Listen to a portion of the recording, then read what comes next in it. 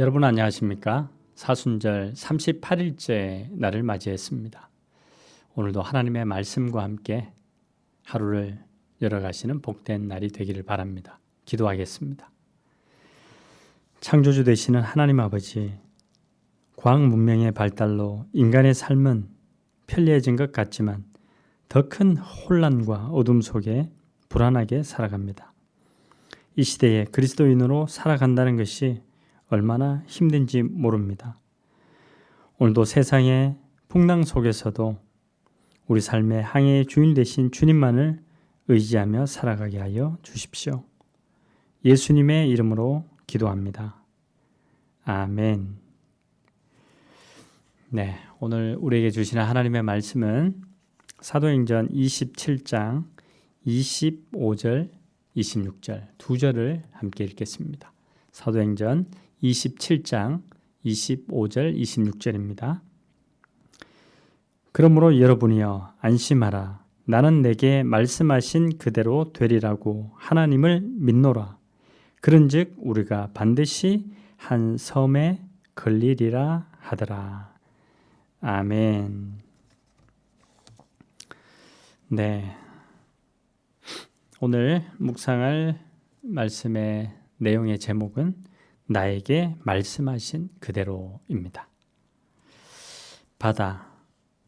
예로부터 사람들은 인생과 역사를 언제 어디서나 풍랑이 닥쳐올지 모르는 바다 같다고 말했습니다. 불가사의한 어떤 존재가 바다를 지배한다고 생각했죠. 그래서 우리나라에는 용왕님이 있듯이 그리스 로마에는 포세이돈이라고 부르는 넵튠이 있습니다. 석양빛의 황금마차를 타고 바다를 시찰하는 아주 위력적인 신입니다. 구약 성서에도 강력한 바다 괴물이 등장하죠. 바다를 그 바닥에서부터 휘젓는 용, 거대한 리워야단. 네, 이런 말 성경에 들어보셨죠? 라합, 얼마나 두렵습니까? 그러니까 바다에 아주 음부의 세력이 장악하고 있는 것을 우리에게 이렇게 비유적으로, 은유적으로 설명을 하고 있는 것이죠.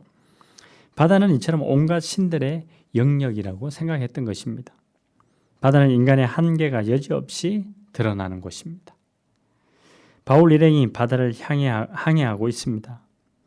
바울은 몇몇 다른 죄수들과 함께 로마로 지금 압송당하고 있는 중입니다.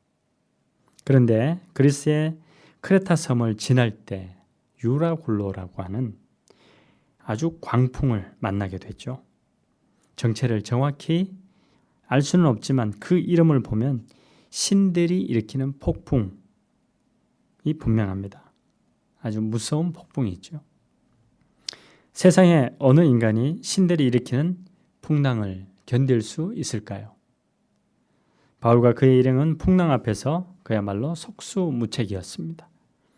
그들이 할 수 있는 일이라고는 배를 비우는 것뿐이었습니다. 첫째 날에 그들은 돛을 내려야 했습니다. 방향을 잃고 의지를 상실했죠. 둘째 날에는 모든 짐을 다 버려야 했습니다. 모든 소유를 잃었습니다. 드디어 셋째 날에는 항해 도구까지 다 버렸습니다. 이제는 그저 바다의 운명을 맡길 수밖에 없는 그런 안타까운 상황이 되었죠. 마침내 그들은 마지막 희망까지 잃어버린 것입니다. 아무런 희망이 없는 항해, 막막한 표류입니다. 어떻게 해야 할까요? 그런데 그때 바울이 일어났습니다. 바울은 사람들에게 기운을 내라고 외쳤습니다.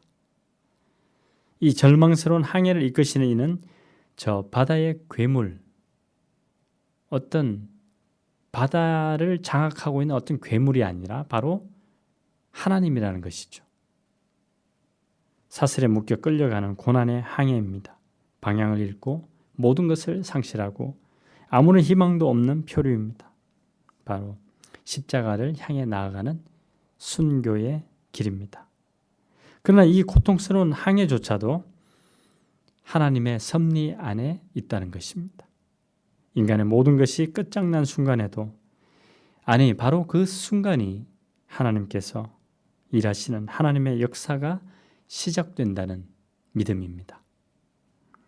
일찍이 시편 시인도 노래했죠. 저 섬뜩한 바다 괴물 리워야단도 하나님께는 한낱 장난감에 불과하다고 시편은 말합니다. 그렇습니다. 왜 이렇게 이야기할 수밖에 없습니까? 바로 바다를 창조하신 분이 하나님이시기 때문입니다.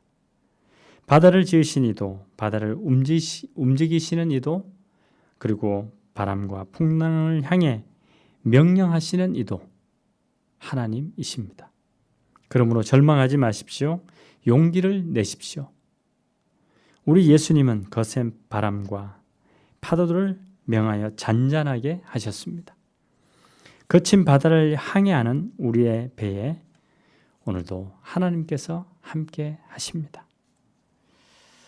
여러분, 바람과 바다도 순종하게 만드셨던 예수님을 우리는 기억할 것입니다.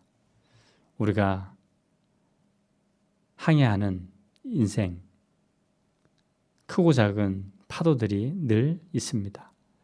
우리가 바다를 멀리서 보면 잔잔한 것 같아도 가까이 가면은 수많은 파도들이 있지 않습니까?